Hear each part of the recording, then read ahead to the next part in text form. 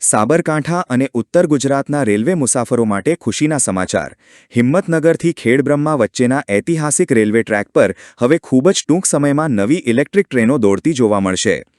છેલ્લા ઘણા સમયથી ચાલી રહેલા મીટર ગેજથી બ્રોડ ગેજમાં રૂપાંતરિત કરવાનું કાર્ય પૂર્ણ થયા બાદ રેલવે વિભાગ દ્વારા આ 55 કિલોમીટરના રેલખંડ પર ઇલેક્ટ્રિક લોકો સ્પીડ ટ્રાયલ હાથ ધરવામાં આવી। રેલવેના ઉચ્ચ અધિકારીઓએ આ રૂટનું નિરીક્ષણ કર્યું અને ટ્રેક પર 120થી 130 કિલોમીટરની ઝડપે ટ્રેન દોડાવીને સુરક્ષાની ચકાસણી કરી।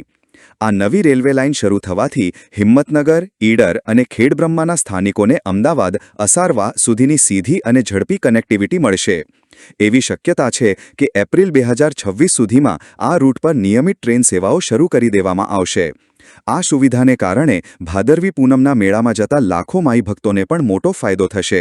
અશ્વિની વૈષ્ણવજીની મળીને સાબરકાંઠા અને અરવલ્લી માટેની પણ કેટલીક જરૂરી રજૂઆતો કરી હતી કે એક ટ્રેન અમદાવાદથી ખેડબ્રહ્મા લોકલ ટ્રેન જો શરૂ કરવામાં આવે તો લોકો ખેડબ્રહ્મા માતાજીના દર્શન કરવા પણ જઈ શકે અને એક ટ્રેન મુંબઈથી જે અમદાવાદ છે એને હિંમતનગર થઈ અને ખેડબ્રહ્મા સુધી લંબાવવામાં આવે તો મુંબઈથી ખેડબ્રહ્મા પણ લોકો દર્શનાર્થે જઈ શકે। એનાથી વેપારીઓને અને તમામ નાગરિકોને એનો ખૂબ લાભ મળે।